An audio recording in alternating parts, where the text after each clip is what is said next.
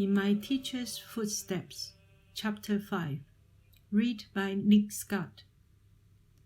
After 3 days staying at the Tibetan Buddhist monastery in the remote Phumla Valley in western Nepal, our group of pilgrims continued their walk following Ajahn Sumedho over the Himalayas to Mount Kailash in Tibet.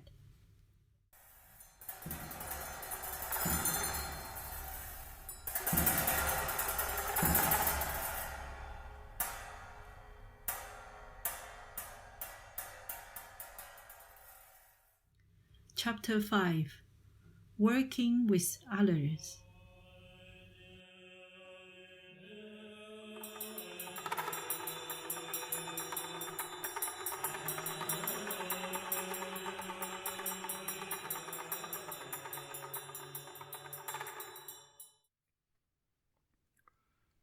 We tumbled down the slope on leaving the monastery.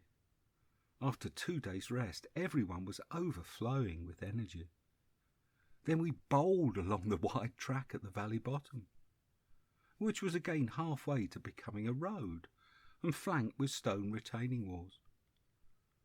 From there the path led into a gorge with light green shimmering poplars standing bolt upright beside the river, creating a delicate contrast to the dark twisted pine trees on the dry slopes above. Ajahn Amaro admired the rose bushes which sprawled beside the path, commenting on how exquisite the delicate pink of their flowers were against the grey-green of the churned river water. He was right. In fact, the whole scene was delightful. But I wasn't enjoying it myself. Instead, I was worrying. I was concerned that with our enthusiasm, we'd gone the wrong way. The new road had parted from the old track as we entered the gorge, and it was now climbing the valley side above us. I was also concerned that both Rory and Ajahn were just taking photos of the lovely scenery, but not including people, which is what I'd need for a book. I tried mentioning it to both of them. Ajahn Amaro was not impressed. And I was also concerned about all that energy. Appamado and Rory, the 2 youngsters in the party, were rushing along so that both were now out of sight. That's how we could have taken the wrong route, my mind yammered, and it was how we'd end up doing something else foolish. Eventually, the beauty of the gorge overcame my worries. I wasn't responsible. I could just enjoy it. I'd enjoyed the lack of responsibility walking up to the monastery, but now that old self, walk leader, had reappeared, making it painful for me and painful for others. Let it go, I told myself. So I strolled along at the back again, enjoying the nature, bulbuls flying about in the tree canopy, a flash of crimson beak telling me at least one was a black bulbul, warblers calling from dense vegetation, and then the arced flight of a blue magpie crossing the river between 2 poplar trees, trailing its long tail. So far on this pilgrimage, our group was mostly harmonious. Of course, everyone had their own style. Ajahn Amaro walked along with steady determination. Dhammarato was the opposite, often ahead but easily waylaid, while Appamado's attention was taken with everyone else's needs. Rory had his lumbering gait, while Chris liked to walk at a very steady but slightly slower speed, so he didn't stop when we did, but passed through our resting group with a brief salutation. He wore 2-tone grey trousers and shirt, with a wide-brimmed grey hat, and the way he passed us, often just touching the brim of his hat, brought to my mind the lonesome cowboy. He'd explained on the first evening that he was practicing something he'd read on how to keep the focus just on the walking itself. But despite these dissimilarities, everyone, not just Appomattox, was also looking out for each other. And we were getting on well. Further on, the old track left the riverside, climbing up a bare rock outcrop. There I came round a corner to find most of the party gathered, concerned around Rory, who was lying propped against a rock at the start of the climb. "He's sprained his ankle badly. What shall we do?" "Get it into cold water to stop it swelling," I told them. Rory got his boot off, and Appomattox helped him to limp down to the riverside. "Then he should continue. It might be really painful, but it won't do any harm. But tomorrow he'll probably be unable to walk at all." So we shared out his load, the others then going on ahead for the meal, while Rory and I brought up the rear. Rory limped slowly along, leaning heavily on 2 walking sticks, while I walked behind, wondering how we were to deal with this. It might be days before Rory could walk again, and at Hilsa the Chinese land cruisers Roger had organised would be waiting to drive us to Mount Kailash. Should we leave him at the next stop? That didn't feel right. Or should we hire a mule or pony for him to ride on? But a mule or pony couldn't traverse the snowfields on the high pass. I also felt partially responsible for his misfortune. I apologised, as he limped along ahead of me, for nagging him about the photos. It was only after my nagging that he'd started to rush ahead or drop behind so he could capture the rest of us walking through the scenery. "It wasn't that," he gasped in short sentences between limps. I was enjoying," limp, "having energy," limp, "after the sickness," limp. But still I knew if I hadn't made a fuss, he mightn't have done it. It all felt strangely familiar. I'd been in exactly the same situation with Ajahn Sumedho. He limping along in pain with a sprained ankle, me just behind concerned what to do, and uncomfortably aware of my own contribution. Up until then the walks with him had always gone remarkably well. Any problem that arose with my plans, somehow events would always conspire to resolve it. So by the time Ajahn Sumedho asked me if I'd like to go to the Pyrenees, along with Ajahn Sucitto, I'd come to take the fortunate serendipity for granted. On that walk Ajahn Sumedho was really tired, run down, and having problems with his digestion. So we had to take it slowly at first, with lots of stops. But for the last few days, after we'd crossed over the Pyrenees into Spain, he was better. There we followed a high valley with wonderful old villages made entirely of the same honey-coloured stone, houses, cobbled streets, enclosed watercourses with washing places, church, and the marketplace. Ajahn Sumedho even felt fit enough to take the route back to France I'd earlier decided we best avoid, a high pass with a long steep climb that we toiled up for hours, switching back and forth across the slope under a hot sun. We made the top in the late afternoon, but it was there that I got things wrong. Delighted to have made the pass, and knowing that we now only had to descend to a small French town below, where we would be catching a bus next morning, I relaxed. When we set off again, I went on ahead, enjoying the view out across the more steeply incised and wooded French valleys, and scanning the slopes for ibex, paying no heed to my companions. The pace I set was far too fast for Ajahn Sumedho, so that he tripped on a boulder and twisted the ankle of his bad foot.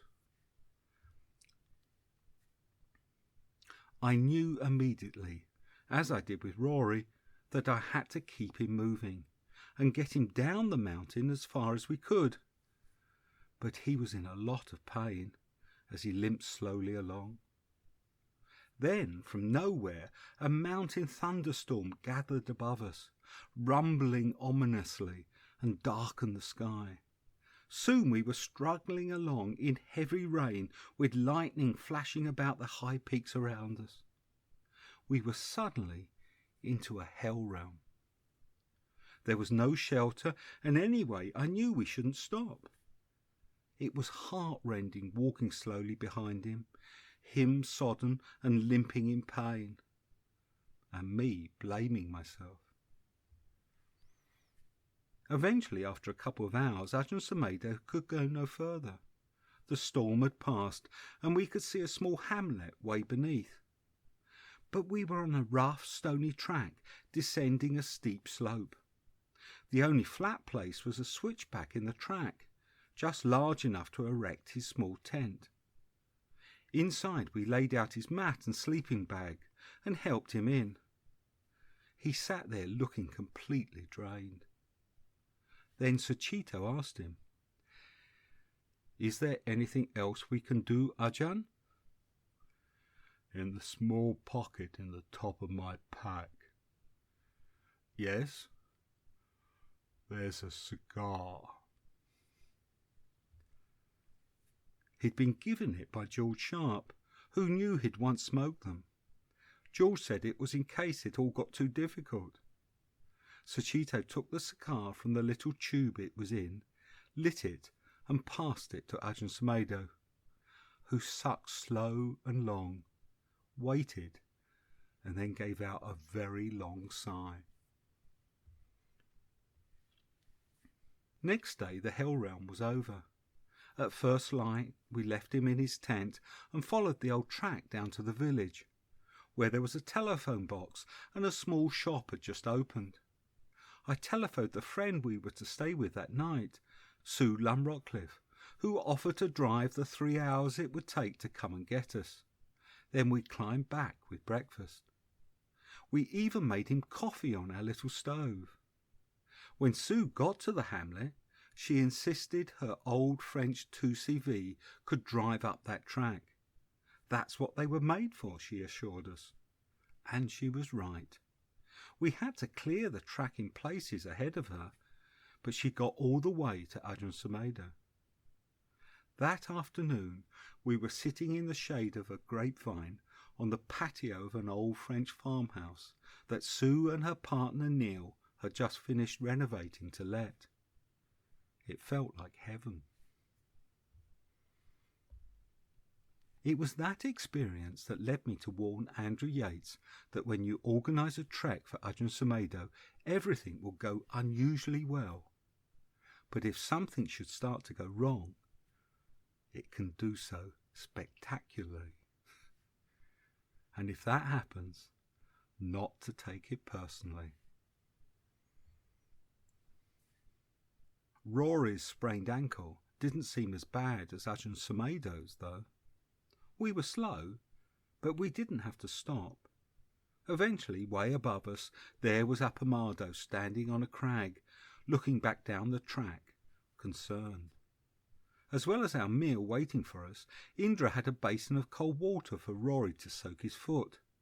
He'd found another family who provided wayside meals, this time in a shelter against their house, roofed with a blue tarpaulin. After a good rest, bathed in blue light, Rory felt he could go on, put up with the pain, and that the twisted ankle would eventually be all right. He twisted ankles in the mountains several times, he told us, because one of his legs is slightly shorter than the other. That's why he ambles along in the way he does. The meal was the same every day in Humla. Dal bhat, rice and lentils, usually with some kind of vegetable, this time potatoes. It's the basic food of Nepal, the fuel that porters run on, and the only food available at the tea houses we ate at. Most of us had no problem with it. but Rory was still feeling nauseous, and Dhammarato had explained in Kathmandu that he needed to eat meat. When I became a monk, I tried being vegetarian, but it didn't suit my body. I have to have meat. On the pilgrimage, he was always on the lookout. Have you got any meat? Is there any meat, Indra?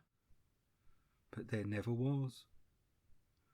Chris asked him once what he'd like, if he could get whatever he wanted. Well, bacon, egg and sausage. Nothing can beat that. But there was only ever dal bhat. That meal stop had been in the village of Muchu, where my small map marked another monastery. As we rested, I asked Indra about it, who then asked our host. Yes, it was at the top of the village, she told us. We could visit, and the Gelongs, monks, were there, but we couldn't speak with them. So when we came to a fork, Indra asked if we wanted to climb up to the monastery, to which I immediately said yes. However, there was a polite but loud cough from behind me. Nick, should you not consult the rest of us? Inquired Ajahn Amaro. We might not want to take a detour with an extra climb. It hadn't taken me long to get lost in that old walk leader self again. But then Dhammarato responded with, I want to see anything like that. So we did climb the steeper path, but only after deciding in the correct, collective way. Muchu's monastery proved a very different affair to the previous one. Past the last house was a simple, long, rough stone hut with an uneven corrugated iron roof, and its door hanging open to admit the deep chant of a Tibetan religious ceremony. Stooping to step inside, we found half a dozen lay monks, lying down one wall, all with long, glistening black hair, various rosaries about their person, and clutching sacred bells in their hands as they chanted from loose-leaf pages. A large drum hung from a low beam, while cymbals, a conch shell, and a trumpet lay ready to use before them. Several other locals sat against the back and the other side wall, twirling prayer wheels, and at the front, sitting slightly higher, was an older lay monk with long grey hair leading the recital. Beyond him, the shrine, half obscured by large wobbly butter offerings, was hard to discern in the low light created by the few flickering butter lamps. Room was made for us on the dirt floor, where our monks dutifully took up their meditation postures, but I soon slipped out to explore the adjacent building site. This proved to be the walls and roof of a new temple, a smaller version of the one at the monastery where we'd just left. Inside, a group of young women tended an open fire amidst the building rubble, frying round breads in a large wok filled with spitting oil. Seeing me, they offered tea and food.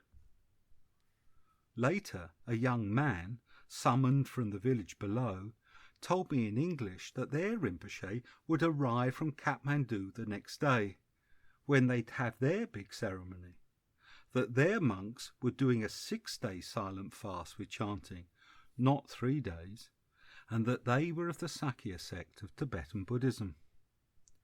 I asked who was building the temple. The villagers themselves, he told me, to replace an old one that had been in ruins. But another village had provided the craftsmen who were doing the wood carving. There's a smiling group photograph of us, with the young women, the lay folk from the temple, and the young man. But of course, not the lay monks, who just kept chanting. We departed down the hill's other side, full of tea and bonhomie, me carrying a large bag of sampa, the ground roasted barley which is Tibet's staple food, given for our monks. The chanting died away as we descended, passing broken beer bottles lying amidst nettles, and the remains of a dead puppy with a dried grimace to its face. It felt a wilder country now. We regained the main track just before a police checkpost, where our papers were inspected. Beyond that, the track crossed the vibrant green barley fields of the village and then wound up the far valley side. We were now in the rain shadow to the north of the mountains we'd been passing through. The valley slopes had none of the previous verdant forest. Instead, they seemed raw and ravaged, orange to ochre-coloured and dotted with grey bushes and dark brown bedrock. In a few places, remnants of high-altitude pine woodland clung to the steepest slopes or sheltered in gullies. The trees more squat than those lower down the valley. Elsewhere, only the carcasses of a few pines remained, hacked and burnt, along with the occasional ancient gnarled and twisted juniper. It was much like the Atlas Mountains had been in Morocco, and for the same reason. Low rainfall plus grazing domestic animals. Because the productivity is so low, the animals are few, so it's easy to think such habitat is natural. In the valley ahead, I could make out only one herd. So high on the opposite side, they appeared as black dots. Maybe yaks, but more likely Dzol, the yak-cow hybrid. Previously, this upper valley would have been clothed in pine woodland, which was then cut and carried on yaks into Tibet, where timber is at a premium. It must be a bleak land to farm. The only fields were the occasional small bright green patches in the valley bottom, irrigated by the river. At this altitude, they could produce only one poor crop of barley a year. It would be the animals which provided most of the diet. There were several places where the steep valley sides had slipped, creating lighter coloured rents in the mountain fabric. Our path had regularly crossed such landslides since we left Simicot. Some were new, others old enough to be partially revegetated. Such action is natural, caused by the river slowly cutting into the valley, but with deforestation they have become much more frequent, further depleting the natural resources. We were now also much closer to the snow. The tops of the ridges, either side and ahead, were all crested white. Then, as we came level to a side valley, we could see white Himalayan giants towering beyond the ridges, glaciers on their sides. But there was now little wildlife, an occasional eagle or vulture circling far off. Plus the red and white helicopter flying above us, up or down the valley, with its load. Rory was recovering now. The two of us were still behind, me carrying his camera, Walter and other needs as he swung along on his two walking sticks. His pain had eased, so that I had trouble keeping up, particularly on the climbs. The higher we got, the more difficult I was finding the climbing. It was Aunt Ju who had struggled on Ajahn Sumedho's walk up this valley, she told me. I'd been sick from the beginning.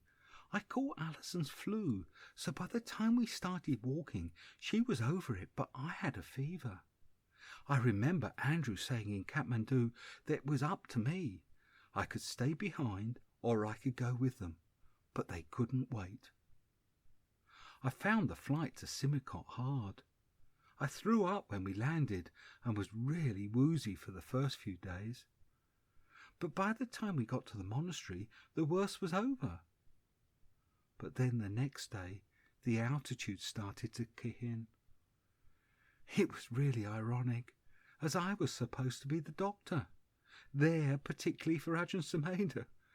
But he was fine, better than many of us. he'd share his spirulina drink with me.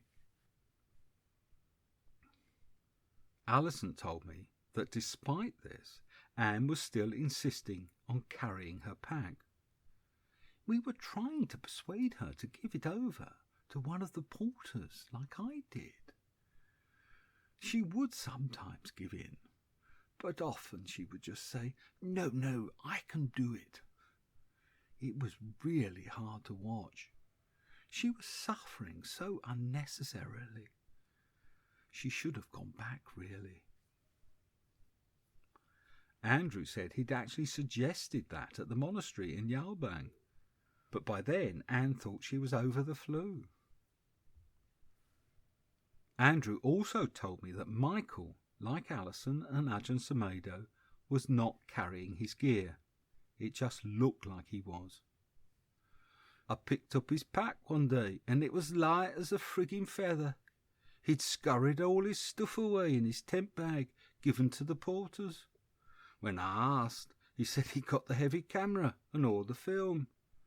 But the camera was round his neck.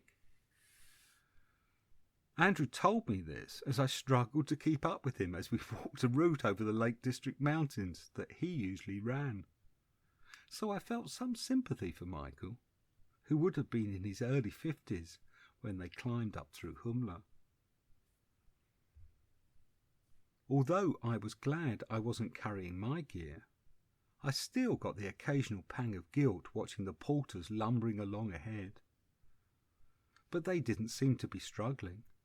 They often walked together, leant forward with the weight, chatting.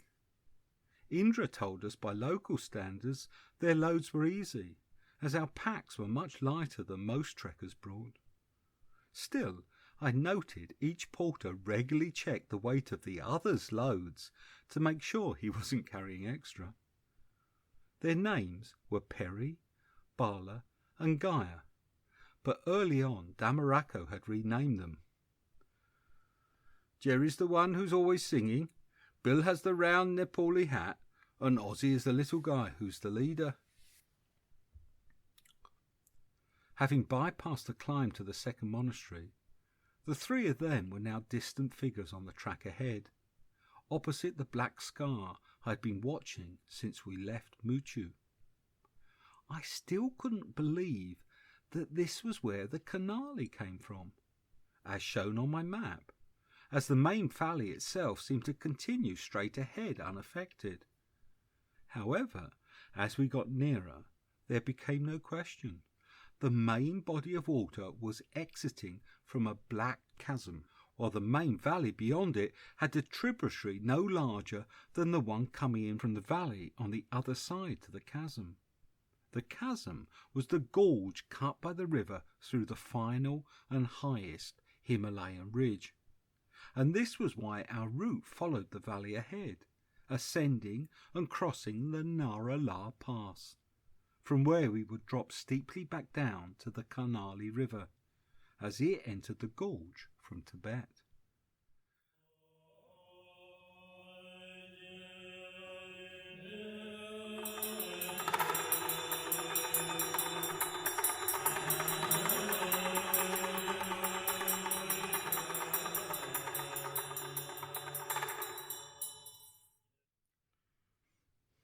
At a certain point, the will doesn't work, and he was compelled to surrender. The difficulties of walking through Mother India had done its work. Chris had asked Ajahn Amaro the purpose of pilgrimage, and Ajahn Amaro was using Ajahn Sucitto's walking pilgrimage with me in India as an illustration of how the pilgrim is confronted with lessons they need to learn. Before that pilgrimage, when Sucitto decided something, you just got out of the way, or used some skillful means to redirect the willfulness. It wasn't that he was really pushy, but it was like water flowing. If it was going to go, it was going to go. After the pilgrimage, he was adaptable, more feminine, and much easier to live with. I should know. I was living and working with him right through those years. But Chris hadn't quite got it yet. like Suchata giving milk rice to the Buddha? Chris's view of the spiritual journey could be surprisingly romantic. No, more like being put through a meat grinder. So painful, he was forced to change. He became far more flexible. There was that capacity to surrender. He appreciated the change so much himself, it became a major part of his practice and teaching. For me, that pilgrimage had a similarly profound effect. It was the hardest thing I'd ever done, I told them. I was humbled by my inadequacy, and according to other people, became a much nicer person after it. I'd suffered from too much confidence and positivity. Whatever we are dealing with, whether greed, anxiety, despair, or self-doubt, they may have different lessons, but the process is always the same, explained Ajahn Amaro. Yes, we only let go of different aspects of ourselves through thoroughly experiencing the suffering they cause in a situation where we can make the connection. That's what pilgrimage can provide. We'd have conversations like this in the evening, gathered in the house where we were camping, drinking tea, taking turns at pumping water through the filter for drinking the next day, before dispersing to our tents. That pump was a godsend. A major aspect of the difficulty of that earlier pilgrimage was the regular bouts of dysentery Ajahn Sucitto and I suffered, particularly once we were in the mountains. Mountain people have no tradition of wells for water. Instead, they use a clean side stream. But as the population increases, that no longer works. We were reminded of that the next morning. Indra told us that one of the porters, Bill or Bala, had bad dysentery.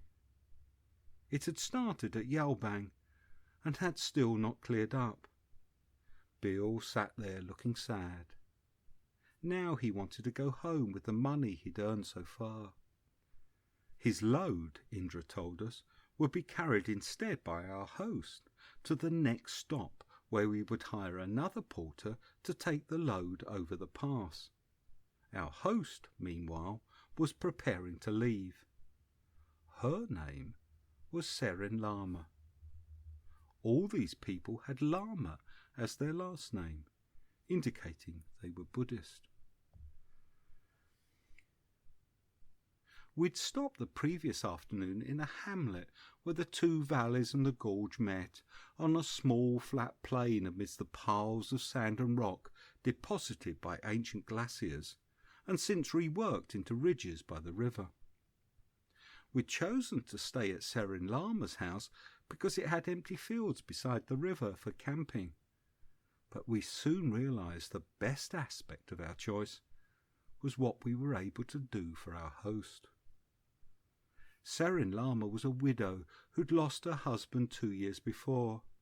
A hardy woman in worn blue jeans, sneakers and a wasted green frilly top with a necklace of white and red stones. She was delighted at the opportunity to receive us. She lived there alone, she told Indra when we asked. All her 3 sons were now young novices at the Yalbang monastery, while her daughter was living with her sister and attending the school there. Hers must have been a hard and lonely life. Only one of her fields was sown with barley, the other 2 lay fallow, and although she had a few animals in the shed next to her small house, her larger barn had been abandoned. The roof was starting to cave in, and the flat area in front was covered in tall weeds, many supporting yellow daisy flowers with deep brown centres. But with us there, nothing was too much bother. She went to neighbours to round up supplies, tidied the small building where we ate, and the porters and Indra slept and offered tea and food over and again. Now she was keen to carry the load. We were at her first opportunity that year to earn any money. What else could we do but agree? It was a long, hard climb the next morning, the first of two that would get us up to the pass. Serin Lama seemed determined to show the other two porters she was as good as them. Being of Tibetan stock, she was of a larger build and more adapted to the altitude. So it was she who arrived at the top of each section of climb, to sit there, not even out of breath, as the rest of us laboured up to join her. Initially the track ran beside the small river, where two recent landslides meant that we had to climb a narrow path up and across steep slopes of loose crumbling soil, in constant danger of slipping into the river cutting into their base. We then crossed a wooden bridge to the other shore. From there the others climbed straight up following a shortcut, but Rory and I took the longer route, as we'd spotted that it passed the lip of a cliff from where we could look into the chasm. We put down our packs and crept to the edge. The gorge was only some 30 metres wide where the river surged out beneath us, the silt-laden water in a rolling boil, and the walls rising close to vertical way above us. A slight path led along the cliff wall on our side into the gloom. We wondered where it might lead, but neither of us dared take even one step along it to find out. When we set off again, the others were climbing the long slope ahead. Rory, now limping only slightly, was able to gain on them, but despite trying to do the same, I dropped steadily further behind.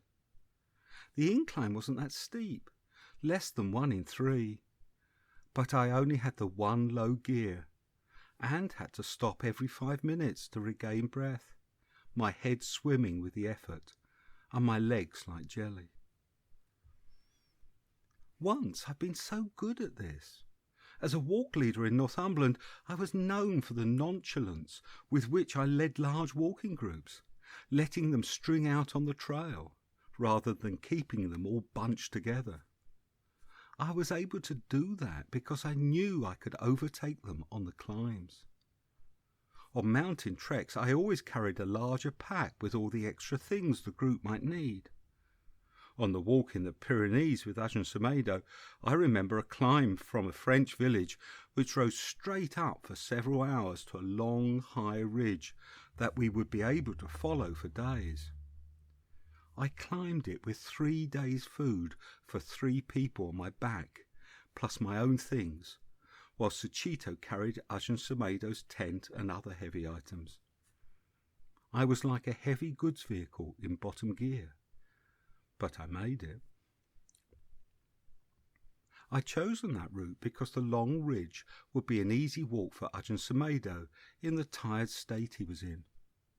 The top was covered in short alpine turf, with the occasional small outcrop of rocks, undulating but with no real climbing, and views either side across the Pyrenean foothills. We could stroll along for the rest of that day. However, a few hours later, a mountain thunderstorm gathered over the main peaks ahead of us, and then started to roll our way, with rumbling thunderclaps and lightning forking down to the land below. It brought tremors to my mind, as I'd woken up 2 nights before from a dream in which Ajahn Sumedho had been killed by lightning because I'd left him behind. There was no way down from the ridge, which was totally exposed, being the highest land. The sides were far too steep. The only small path leading down shown on my map was still some way ahead. But Ajahn Sumedho had only one speed. I'd hurry up, but then he'd be left behind, and I'd recall my dream.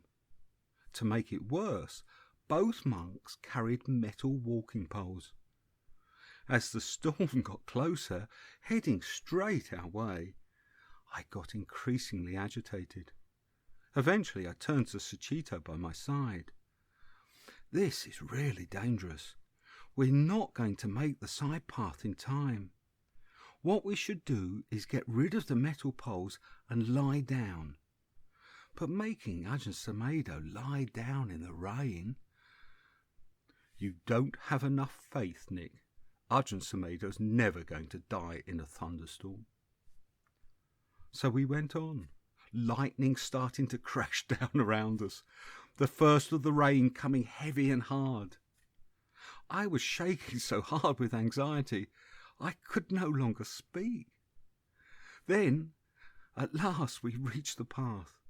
We scrambled down it to a small alpine hut, door open, and in a trice we were inside, with the rain beating on the roof.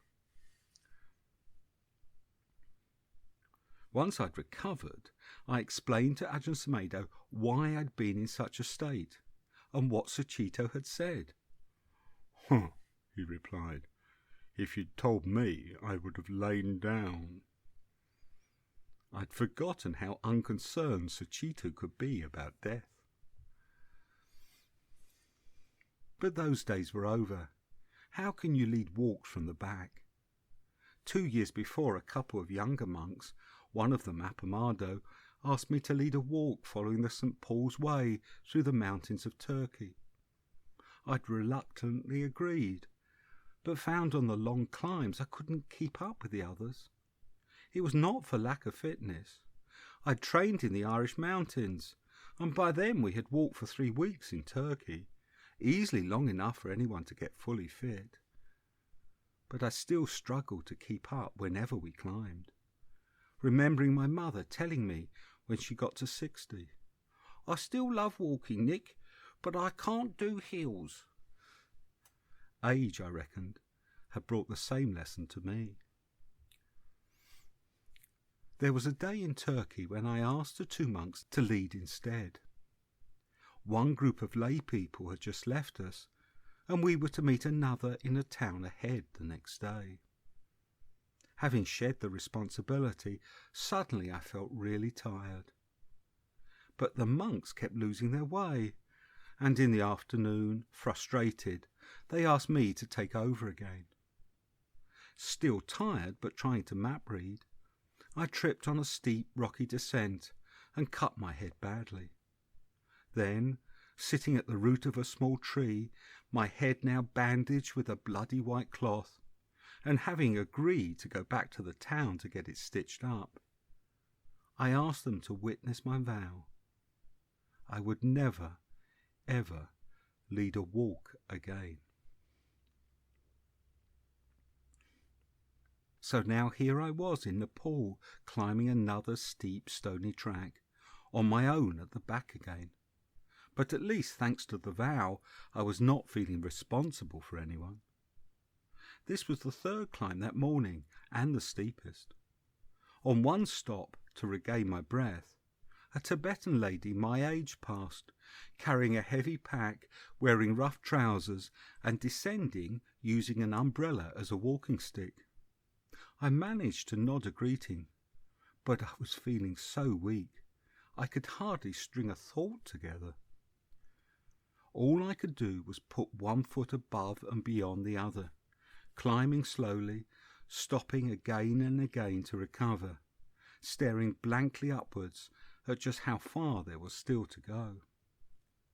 Way above, I could see prayer flags fluttering and a pile of stones, but there was no sign of the others. At the top I found only Rory waiting, who thought the others had gone on to a tea shop. We found them 20 minutes along the track, standing about a white Chinese jeep parked outside a solitary house, along with a herd of Zo with large horns, which were sitting chewing the cud. Indra was excited. Nick, new plan. This jeep take us to Sip Sip, all together. Then we climb down to Hilsa for night. No need for camping. What you say?" The others stood there expectantly. But I was disappointed. I might have been struggling, but we were now amidst the alpine meadows with the first flowers showing their heads. It was up here that we might also see interesting wildlife, particularly if we camped the night. I stood there and felt sad. Do we have to? Isn't there some way to camp and go over in the morning? The night before, Indra had told us his problem. The locals had yet to take their grazing animals up to Sip Sip, so there was no hut for him and the porters to sleep in, and no way of cooking our meals. But bless him, he now got to talking to the two waiting locals. After a lot of discussion, he announced, "This man and his brother can carry food. Cooking pot and blankets up to hut, just below Sip Sip. There we can camp." And it proved a good choice. We'd now completed the first series of climbs, and from there the new road contoured along the valley side. It was stony and rutted, but made pleasant walking. In an old jeep crammed with all of us, including porters and luggage, it would have been hell. We had our meal at a road camp where earth-moving machines making the new road were still parked from the winter, in a tea house stacked with boxed supplies. The small shrine was on a shelf above one which was filled with bottles of beer and Fanta. Beside it, the Buddhist scriptures wrapped in crimson silk had been respectfully placed on 3 neatly spaced cans of Coca-Cola. Serin Lama bought a paper bag of oranges with her hard-earned cash, waved goodbye, and set off back down the valley, cradling her purchase. The air was now cool, and we were above the tree line. That afternoon we enjoyed strolling along, gazing out at a wider rolling valley of stony green pasture rising up to mountain ridges. The pasture was a mix of rough grassland and low spiny shrubs, some coming into flower, their coarse exterior partially adorned with a covering of yellow pea flowers. We passed a herd of yaks nibbling delicately at some of those shrubs, with alpine choughs on the ground nearby, no doubt feeding in turn on the insects in their dung. We'd been seeing the choughs regularly since the last camp, in ones and twos, their ringing call echoing back from the valley sides. The red and white helicopter passed, here flying level with us, then rising ahead to disappear over the pass at the top of one of 2 valleys. Where the 2 valleys parted was the last small village, Yari. One brother headed down for the night's supplies, while the other walked on, now carrying both packs that Serin Lama had been carrying. And so, in the late afternoon, the floor of the valley rose steadily until it met the level road. The pleasant stroll ended, and we started on the final climb to the hut. But this time I did it with Rory, the 2 of us stopping every 10 yards or so to bend down and examine another new alpine plant. There were tiny shrubs dotted with small pea flowers, cushion plants studded with pink stars, and in the wet flushes minute primroses and an alpine butterwort, the flowers white with orange centres. We arrived long after the others had their tents erected, but without the struggle I'd been anticipating. Being a botanist can help like that sometimes. For Anne, though, walking with Ajahn Sumedho, this had been the toughest of the climbs. By Sip Sip, the campsite under the pass, my pulse was 150 at rest. I was waking up at night breathless, and every time I stood up I thought I was going to faint. With each step, I thought I would vomit. But I kept going, doing just a dozen steps at a time. We had a Gamo bag, which is an inflatable chamber to put people in who are suffering from altitude sickness, and you blow up the pressure. But then they have to go down, otherwise they can die from fluid on the lungs. Being the doctor on the trip, I knew if I used it, then I wouldn't be able to go on to see Mount Kailash after Hilsa. So even though I felt really faint, I wasn't going to give in. It was just amazing what I put myself through. Alison told me we were just focused on getting up to the climbs by then, so we didn't really notice quite how bad Anne was. In the evening she could be all right. And Ajahn Sumedho, how was he doing? Oh, he found those climbs hard, but for his age he was doing really well. And everyone else was fine. And the feeling within the group was very pleasant. At Sip Sip there was also the policeman. Policeman? Yes, we collected him from the police post at Yari. He was a real problem. Indian, Nepali, but from the plains. I think he slept with the porters. He had to stay with us, and he wasn't happy about it. What? Into Tibet? Yes, with a gun and a little thermos flask. I was suffering many of the same symptoms as Anne. At the campsite, I was wide awake all night long. Some of it I spent sitting up meditating in my tent, and occasionally I'd go outside and gaze up at the stars in the cold black sky and the mountain tops glimmering white.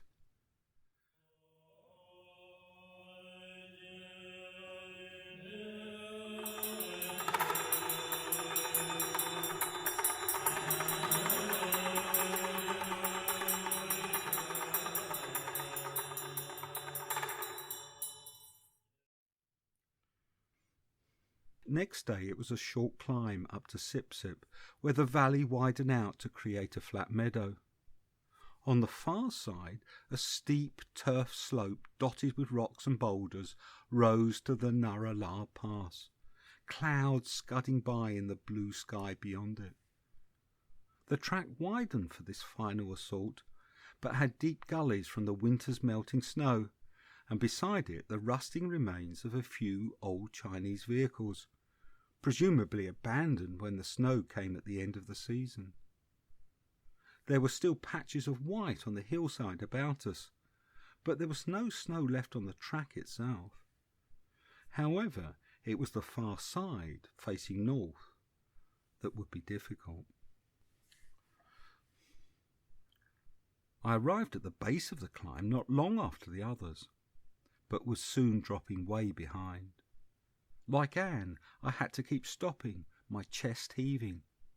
Standing, gazing up to the top, I wondered why I was labouring like this. Surely it couldn't just be age. Ajahn Amaro was only a few years younger, and there he was above me, climbing slowly but steadily. And Dhammaraja was a year older, and he was out of sight. I think it was on the third or fourth stop, my legs now getting very wobbly, that I remembered. 4 years before, I damaged my lungs with dust when converting our barn to make a meditation space. The doctor reassured me that it would pass. One exposure, even if there was grey asbestos on that roof, wouldn't do permanent damage, and sure enough the pain had gone in a few months. But I'd remained slightly wheezy. I'd simply got used to it. I realised standing there, gazing forlornly up to the pass, that this must be the reason. That was why I had so much trouble in Turkey, why I was now so slow climbing in the mountains. I'd damaged my lungs. Not enough to notice in Ireland, but at altitude, where I needed all the lung capacity I had, it became more than obvious. When I eventually toiled up to the top with its pyramid of stones and fluttering prayer flags, everyone, my companions and the porters, were sitting there in silence, gazing into Tibet, taking in a very different land. Everything now that was not white was ochre, brown or off mauve. Western Tibet is a high-altitude desert. The little precipitation falls mostly as snow on the mountains, particularly those on the north side of the Himalayan ridge, where we now were. The slope on the far side was extremely steep, dropping down to the distant river, mostly as one long scree field. Both the old path and the new bulldozed track managed the descent by contouring around the slope, disappearing in and out of folds in the scree. There were large snowfields, several covering the track, but all had been traversed previously and were crossed by a line of deep footprints. As long as we were cautious, there should be no problem. Both the ridge top and its north face beside the descending track was covered in low heath with tiny rhododendrons, purple and pale yellow, and a cassiope, a kind of heather with delicate hanging white bells, and other new plants. Rory and I had to tear ourselves away to follow the others, walking carefully across the snow ahead. Once past the worst snowfields, the walking down was enjoyable. The track went down steadily, but not steeply, winding in and out so that our companions appeared and disappeared ahead, with western Tibet beyond them. Everything here was so much drier. Mostly it was bare scree, but even where there was stable surface, little grew. As we took the curve of the valley itself, the view started to open out, and we could see the wide, light brown Tibetan plain in the distance for the first time, with white snow-topped mountains beyond. The mountains looked low, but that was only because the Tibetan plain is so high. Then Hilsa came into view, below us, a huddle of flat-roofed houses, a suspension bridge over the river, and the Chinese border buildings on the other side, with a tarmac road leading north. The helicopter came clattering over the Nara La Pass above and flew steeply down to a landing area beyond the houses. I realised it must have been from here that Ajahn Sumedho's party saw the Chinese border guards leaving. Yeah, Andrew Yates had told me. We couldn't believe it. We'd been worrying about the monks getting into Tibet the whole way up through Humla. Or we had anyway. Ajahn Sumedho didn't seem to mind. Then when we got that first view, they were packing up. It was the end of their season. We'd come over the pass so late in the year. By the time we got to bottom, they'd driven away, and there was just our land cruisers and a truck waiting for us on the other side of the river. So there was no problem with the monks getting into Tibet. We were so happy. When Ajahn Sumedho came this way, there was just a suspension bridge at Hilsa, crossing the river into Tibet. Now, with the helicopter bringing the Indians, there was a proper Chinese border post on the far side, facing a small urban sprawl in Nepal. A few dozen rough houses, with piles of dirt and rubbish scattered everywhere. A child was shitting yellow diarrhea in the middle of the main street when I arrived. At least there were 2 tea houses, sophisticated to us. There was actually a choice of food and drink. Rory was relieved. He'd been struggling to eat the rice and lentils ever since he forced it down while feeling sick. Instead, there was fried bread and eggs for omelettes. Dhammarato ordered 4. We bought 2 rounds of cokes for the porters to have with their food. They opted for the same dal bhat we'd been eating for most of the journey. Then Indra translated a speech from Chris about how good they'd been. Reliable, honest, hard-working and helpful. One of them returning twice to collect things we'd left at a campsite. They looked shyly pleased as Chris gave each an extra day's pay. Once they'd gone, he gave a handsome tip to Indra, who'd been a wonderful guide. During the meal, a pair of land cruisers arrived on the river's far side, but no Tibetan guide came to collect us, as Indra had predicted. When the land cruisers drove off again with the Indians from the helicopter, Indra phoned Roger in Kathmandu, who, with his Germanic certainty, said our transport should be there by now, no question, as he'd insisted they arrive in the local Tibetan town the day before. He would phone the agency in Lhasa. While we waited, Chris mentioned casually that he wouldn't be joining us for the visit to the Western Kingdoms. Instead, he'd camp beside Lake Manasarovar and wait for our return to do the Kailash Kora. This, he felt, was the right thing to do on a pilgrimage. There he could spend the time doing meditation by the lake. You see, we'd decided back in England to follow Roger's advice and make the Western Kingdoms trip first, to give our bodies time to acclimatise to altitude before climbing higher. Chris had been outvoted then. My heart sank as he told us his plan. But it was Indra who replied, No, this is not possible. In Tibet you all together, and with guide, and Chinese insist. Chris looked devastated. Then he tried to persuade each of us in turn, but no one was for changing. It was one of those moments. The group dynamic meant he'd have to let go of what he wanted. In Kathmandu, Roger had also managed to persuade the monks they had to cross into Tibet with their robes hidden. Others had previously said the same, but Ajahn Amaro had simply dismissed the possibility, and so I'd agreed quietly with the other laymen that if they were to be turned back, then we'd all return. But Roger was insistent. You can do this. This is not against any rule. You simply have to cover the orange for the border. This is what all Tibetan monks must do. It is skillful means. It is non-contention. The Buddha would have done this. And so on.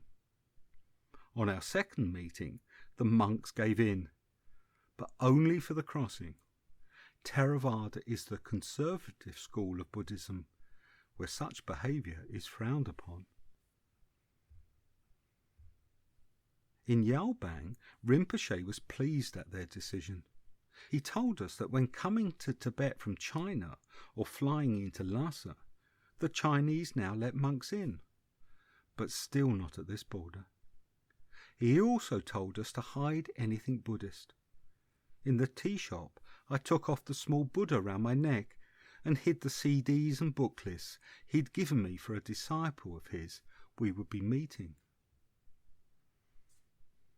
By now, another 2 land cruisers had appeared at the Chinese buildings on the river's far side, and Indra suggested we should cross in case the guide was waiting there. So we trudged down the street, carrying our packs, past a row of golden Tibetan prayer wheels, and a Nepali policewoman looking bored inside her sentry box.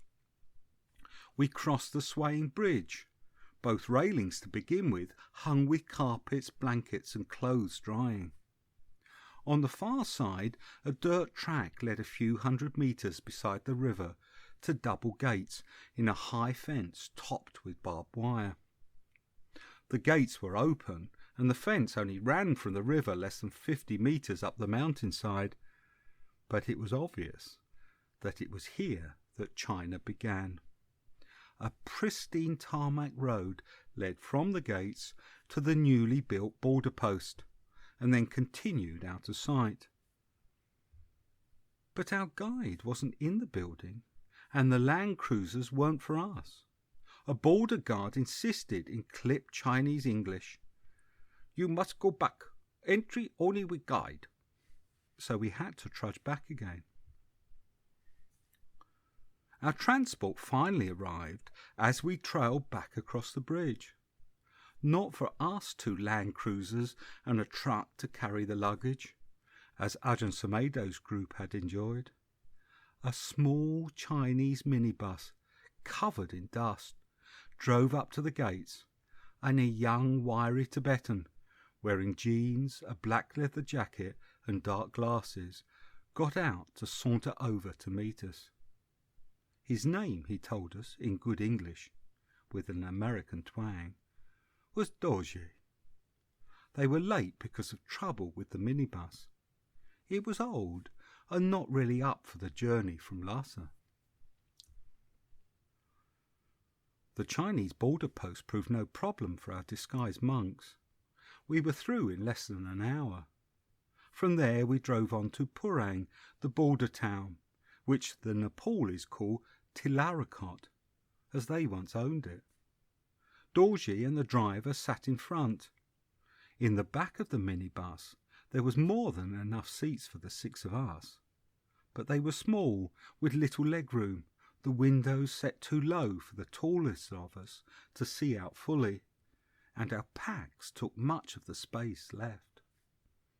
It was going to be a cramped and unpleasant journey. The near-perfect and empty road skirted a Tibetan village, with what looked like the remains of a monastery at its base. Anne's photos included pictures of Ajahn Sumedho wandering through houses set on a hillside like that. Dorje said the village was called Zer, and the monastery there was Gon. At the immigration buildings in Purang, they must have expected only Indians in Land Cruisers that day. An official trotted across a yard doing up his jacket to invite us into an empty office, where he offered us plastic cups of hot water and insisted we use the comfortable chairs, some of them in front of computers. Mine was on, while we waited. There, Appamado, who'd felt slightly sick for days, only just passed a Chinese body scan test meant to exclude infectious diseases. In the town, Rory tried to withdraw Chinese money, but the banks and their machines didn't take Western cards. Feeling washed up and poor, we arrived at our Chinese hotel. A standard municipal block with 3 floors looking out onto the main street, where military trucks and jeeps passed back and forth, and every shop was Chinese. The hotel was just like those I'd seen in China. Above the reception desk were the same half-dozen clocks showing the time in different places in the world, and beside it the same armchairs with bored Chinese staff. I shared a room with Rory. Most of the night it was flooded with the sound of a karaoke session, as Chinese men tried to sing along to Western pop songs so badly I could only make out the occasional word. Not that it made much difference. I spent that night throwing up at regular intervals in the toilet. The racking spasms of retching continued long after I'd nothing left to give. I didn't sleep a wink. I had altitude sickness with a vengeance. Welcome to Tibet.